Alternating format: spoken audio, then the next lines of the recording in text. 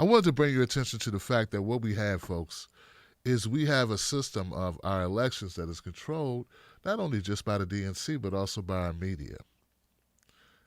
As we tune into these debates, as we proceed to enter into our caucuses in Iowa in just a couple of weeks, we cannot overlook the fact of how much actual control the media has on our thought process, reality, and how we interpret what we see. There was a post made by some folks whose names I won't submit, but they were talking about the CNN debate and how, well, hell, I'll just read it to you. Here's a question. It says, did anyone else notice that the CNN also happened to stack their audience with Warren supporters? When they first introduced the candidates, I had my headphones on in another room away from my screen. I listened closely to the applause that each candidate was introduced to the floor. Despite Bernie's popularity in Iowa, he received one of the most tepid applause aside from the billionaire guy.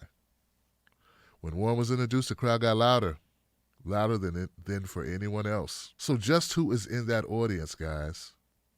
What does the audience consist of? He says, I work at the hotel here in West Des Moines, and one of the CNN correspondent guys is staying here with a clear anti-Bernie bias, by the way. Anyway, he explained that they had actually chosen one of the smaller Drake lecture halls. It took up more than half the available space for the stages, the candidates, and the moderators. Then they stuffed the rest with the candidates' guests and family. There were less than 100 actual Iowa voters in the room, and all were there by invitation only.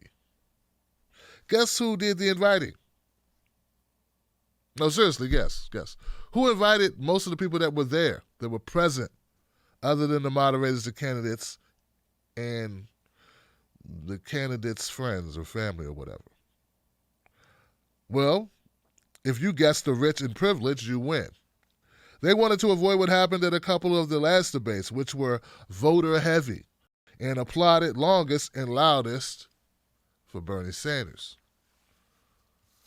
So that's what we're covering tonight. We're covering the fact that in these debates, there is a lot of manufacturing going on. We're all aware of the book by Noam Chomsky, Manufacturing Consent, the Political Economy and the Mass Media. Anyone who hasn't picked up a copy, pick up a copy. Here are a couple of quotes from Chomsky. Very relevant. The smart way to keep people passive and obedient is to strictly limit the spectrum of acceptable opinion, but allow very lively debate within that spectrum. Any dictator would admire the uniformity and obedience of the U.S. media. The general population doesn't know what's happening, and it doesn't even know what it doesn't know.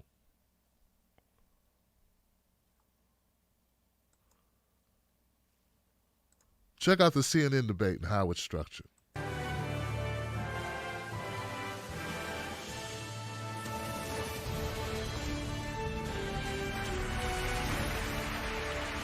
What I found interesting about this is I started to listen to the debates with a fresh pair of eyes as I was looking for discrepancies, as I was looking for more signs that what we actually have is basically just a puppet show with a master ring of ceremonies in the middle. And in this case, in the moderators, you got a couple of those people. But no one believes that the moderators, no matter how good or bad they are, that they actually run anything. I mean, they don't own anything. They're employees. They are driving the narrative, but a narrative that is handed to them as a script. So as I listened with fresh ears, I should say, and paid more attention to how things are orchestrated, it became pretty obvious to me that what we have is a rigged, not just a rigged election, but a rigged everything. I mean, the whole thing is rigged, guys. I can't be contained. It's rigged. Everything's rigged. Everything about our election process is rigged, from what you think to what you read, to the way you vote, to the way it's tabulated. You say, Tip, that's going too far, man. What's the basis of that? Well, hell, if they can control who's in the room when you watch the debate.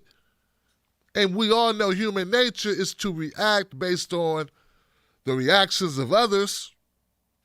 It's sort of like the joke that you see where, I don't know if you've seen this, but they have somebody just start running, like running down some steps and running out of a building. And the natural reaction is for other people to look around.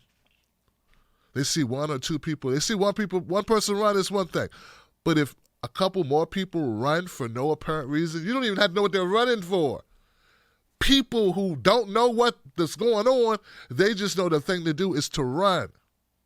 See, now I believe this served us very well in more prehistoric times when there were like dinosaurs, saber-toothed tigers, and tar pits.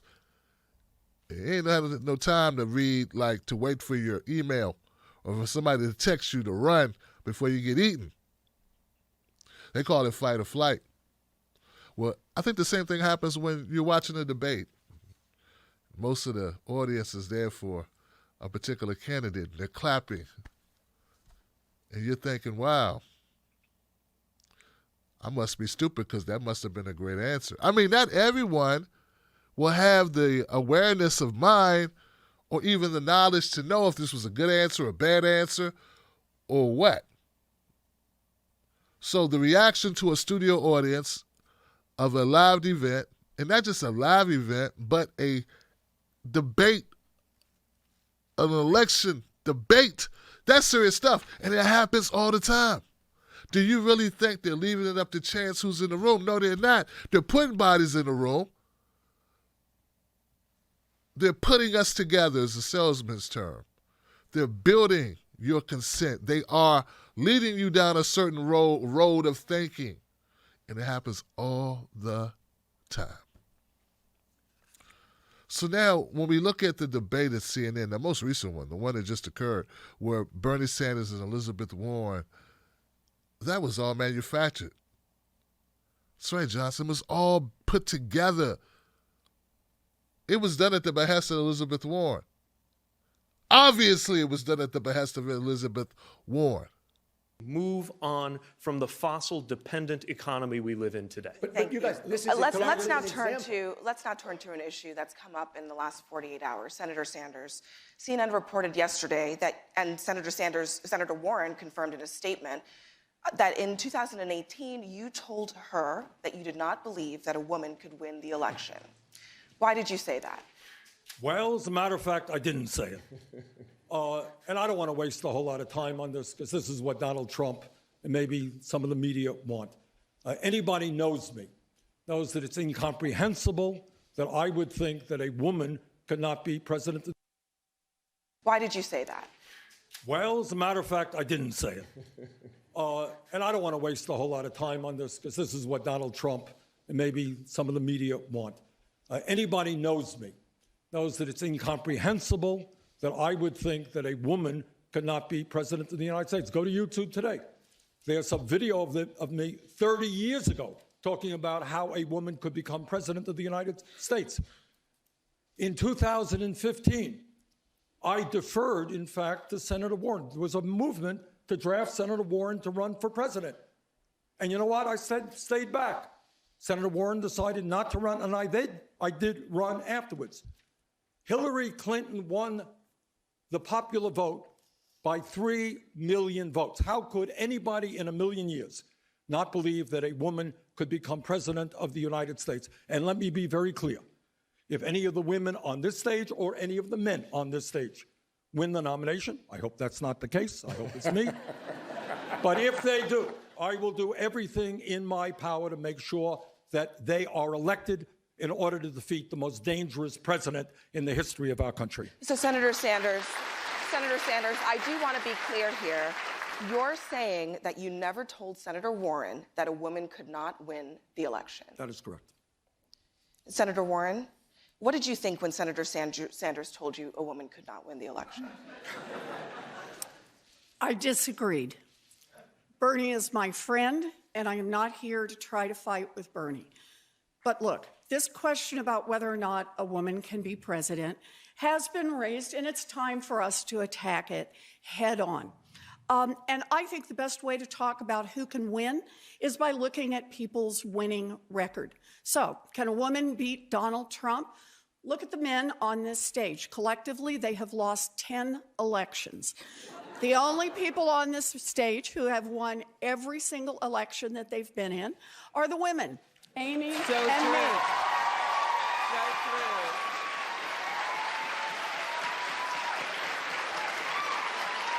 And the only person on this stage who has beaten an incumbent Republican any time in the past 30 years is me. And here's what I know. The real danger that we face as Democrats is picking a candidate who can't pull our party together or someone who takes for granted big parts of the Democratic constituency. We need a candidate who will excite all parts of the Democratic Party, bring everyone in, and give everyone a Democrat to believe in. That's my plan, and that is why I'm going to win. Senator Klobuchar. Thank you. Senator Klobuchar, what do you say to Thank people you, Elizabeth. who don't? Senator Klobuchar, what Yes, do you say? I would like Senator to point Klobuchar, out. let me finish my question. okay. What do you say to people who say? I thought it was such an open end. I wasn't at the meeting, so I can't comment, but I was going to say. What do you An incumbent Republican congressman. And I said I was the only one who's beaten an incumbent Republican in 30 years. Well, 30 years ago was 1990, as a matter of fact. But I don't know that that's the major issue of the day. I think what the major issue of the day is, does anybody in their right mind think that a woman cannot be elected president? That's When? People with me. That is why I have the most endorsements of current Iowa legislators and former Iowa legislators in this race. Thank you. Because I know I bring people with me. And finally, every Thank you, single Senator person Klobuchar. that I have beaten, my Republican opponents, have gotten out of politics for good. And I think that sounds pretty good. And I think that sounds pretty good. And the seemingly growing rift between Bernie Sanders and Elizabeth Warren has some progressives in panic mode less than 3 weeks before the Iowa caucuses. Today, a coalition of more than a dozen progressive groups launched a campaign called Progressives Unite 2020 in hopes of easing tensions between the two candidates' supporters. Steve Kornacki, Noah Rothman, and Donna Edwards are back with me now. Donna, the tensions between the candidates looked high in that video. But that is nothing compared to what you're seeing, especially online, between supporters of Elizabeth Warren and supporters of Bernie Sanders. It is very ugly. Well, I mean, I've been seeing that, too, and even in my social media traffic. What I will say is, the hot mic aside, I actually thought that Elizabeth Warren really dealt effectively with this question of a woman's electability during the actual debate. And I think that, you know, it's going to be really important for progressives to come together, but for Democrats to come together after a really contentious campaign season if we all are united behind the idea that we have to defeat Donald Trump. And I think that becomes increasingly more difficult to the extent that these tensions continue. Donna, they knew, though, that they were still on mic. I mean, they're aware that when you have a microphone on, you got to assume somebody is recording. Well, you know, I mean, they knew or they didn't know. I'm not really sure about that. What I will say. Well, Donna Edwards might not be sure about it, but we're sure about it, aren't we, Johnson? Yeah, because we weren't born yesterday. Some of us were born that night, but not last night, and definitely not tonight. So that's all a bunch of BS. But I just want to point out to you a couple of things about the exchange between Warren and Bernie Sanders. This was obviously premeditated. Look at the specificity of Elizabeth Warren's arguments. These are not things that you can make up off the cuff. This is opposition research playing out on the stage in real time. But for the people, it seems organic. It seems spontaneous. It's definitely not, Johnson. It is manufactured drama. Warren was prepared by CNN. They gave Warren the first word, the last word. They questioned Bernie, and when Bernie responded with a thoughtful answer that would organically mean you need to turn to Elizabeth Warren and have her at least restate her position, they restated it for her. because they already knew what she was going to say. They already knew the intention of this play that she had set up, prearranged with CNN to go after Bernie Sanders. This is a clip of Andrew Yang on a show called the H3 Podcast or H3 Productions. It's on YouTube. I've only grabbed a mere 26 seconds of the podcast. Hope everything's cool. Hope nothing happens. Playing this, hope we don't get any trouble. But in it, Andrew Yang describes his experience as being a non-politician, being thrust into the political world, being thrust on the debate stage. Never have done this ever before. Check out what Andrew Yang says about what he's discovered during his brief time as a politician. Yeah, and one thing I'll share with you all is that some of the campaigns are in touch with the TV network ahead of time to talk about what sort of attack they want to level on the stage. They're like, an attack on Biden crazy. Around this question would play really well. Or yes, the campaign says, hey, we're going to make this attack against Biden. And then the network goes, okay, like, we get it. And then they help create that opportunity. Andrew Yang just laid it out for us, didn't he? He said some of the campaigns are in touch with the networks, and they set up a lot of these dramas, a lot of these interactions. Notice he said some, not all. Later on, he goes on to say that he's sitting there going, what's going on, man? Because, see, he's not included in these setups. Then I started to think about all the setups that have happened, all of these critical moments. Obviously fabricated moments in these debates. Number one was Kamala going after Joe Biden. Everyone knows that was prearranged, right? The whole busing thing. Remember that? Too elaborate, too many moving parts. Kamala came prepared with her notes. She's reading from her notes. Obviously set up. Obviously in cahoots with the networks. Another one. Tulsi Gabbard going after Kamala. What's good for the goose is good for the gander, right? Obviously prepared notes, obviously set up, lobbed it over the strike zone, and crack it out of the park. Kamala was as devastated by what Tulsi did as Biden was by what Kamala did.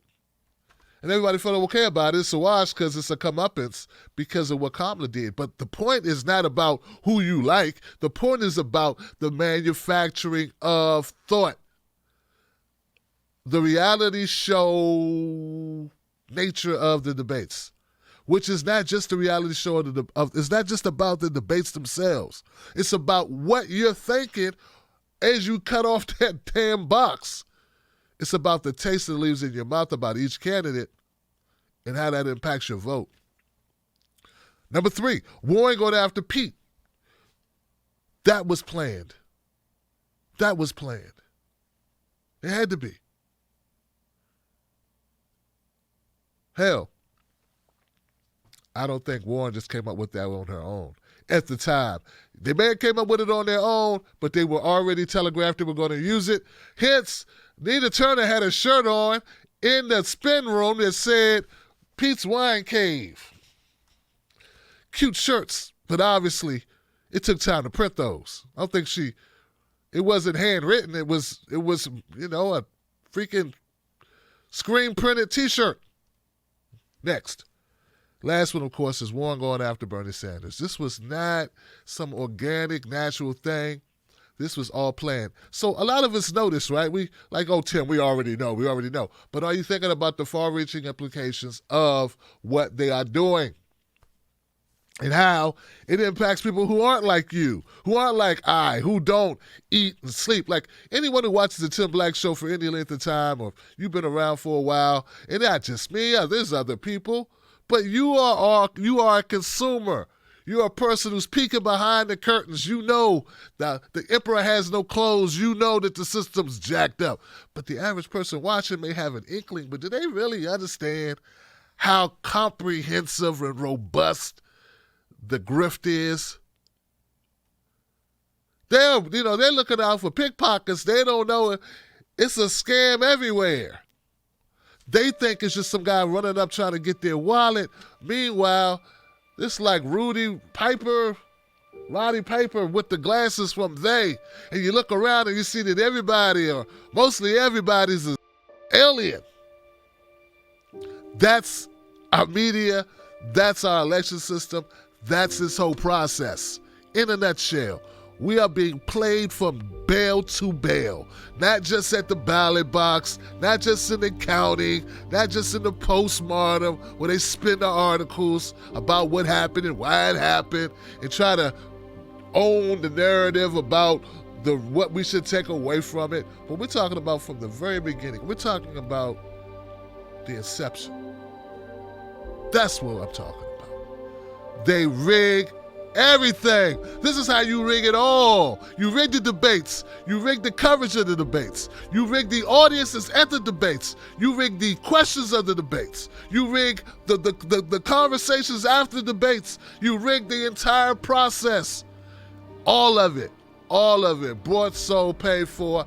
Man, you got to pull the damn price tag off that sucker. It's going to scratch the hell out of your neck.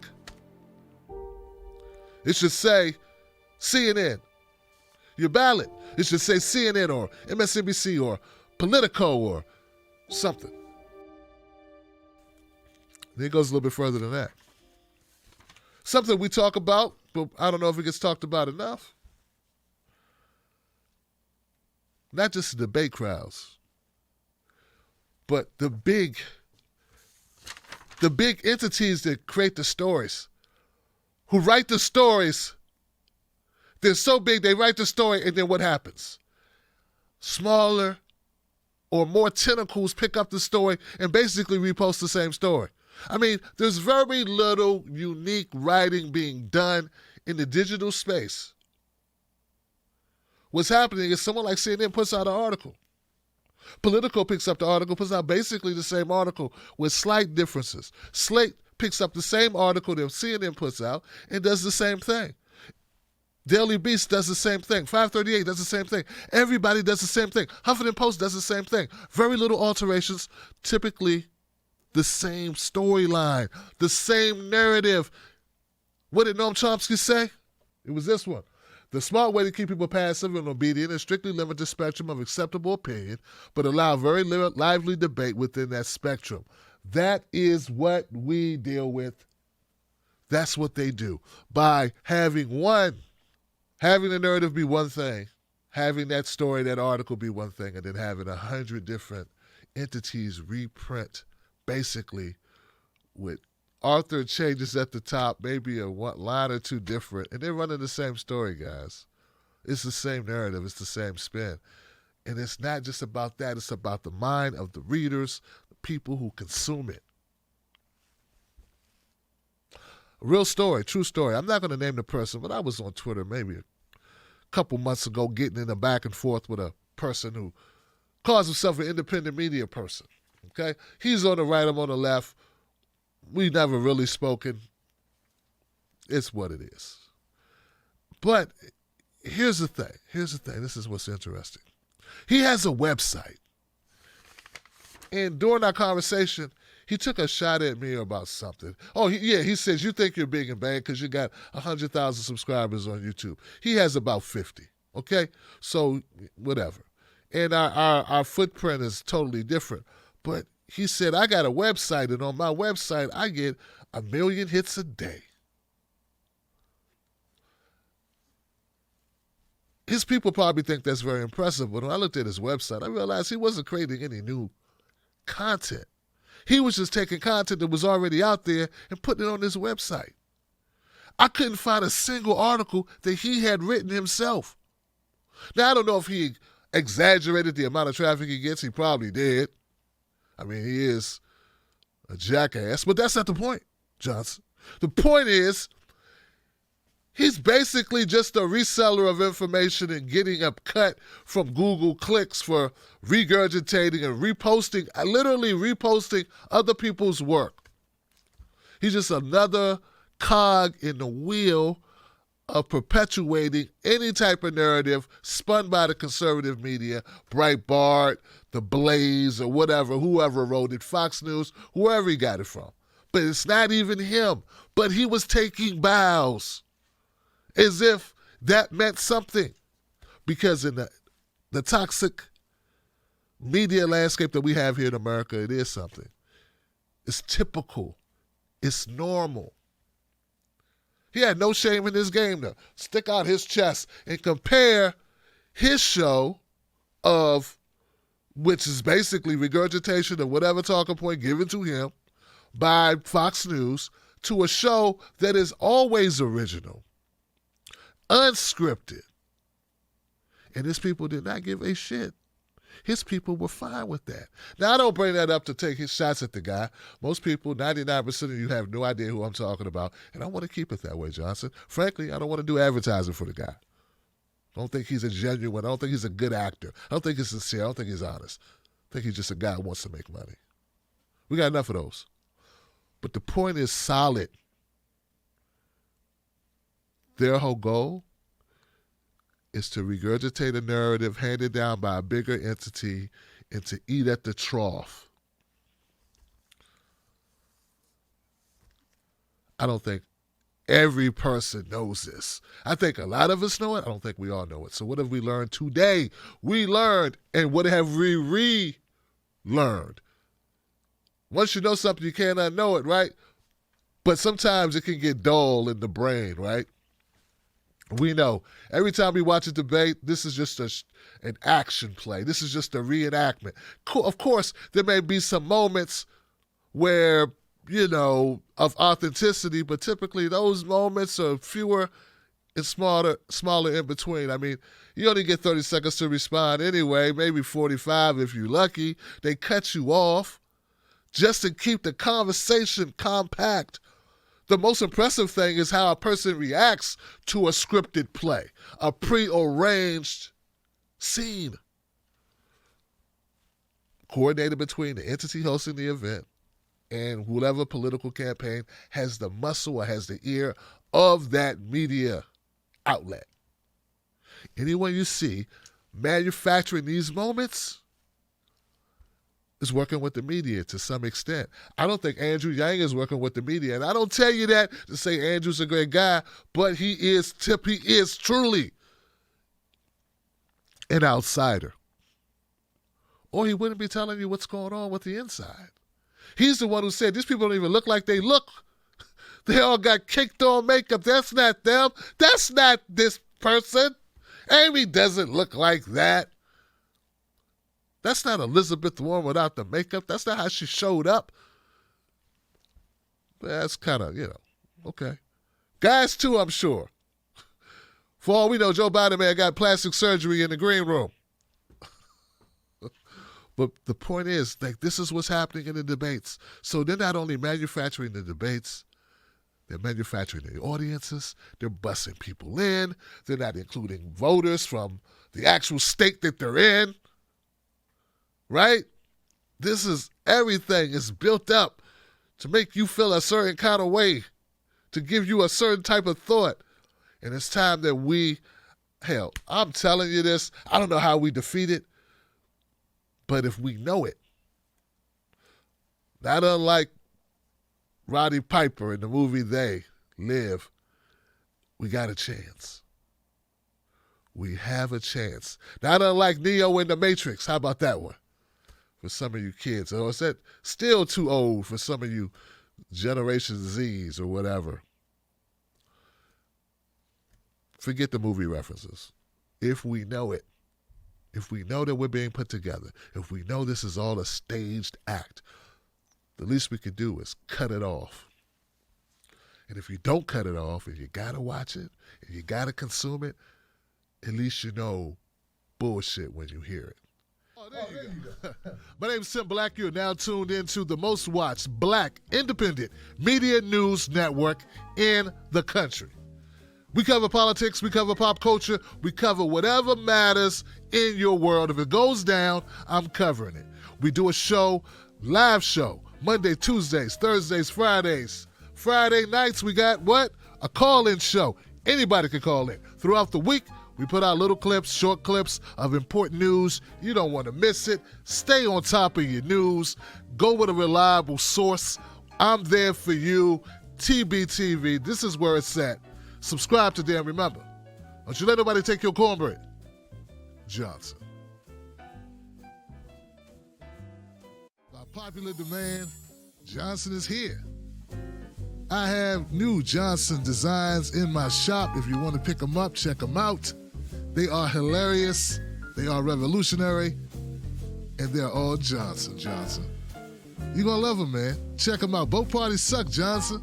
It's one of my favorites. Independent media only, Johnson. Keep it real.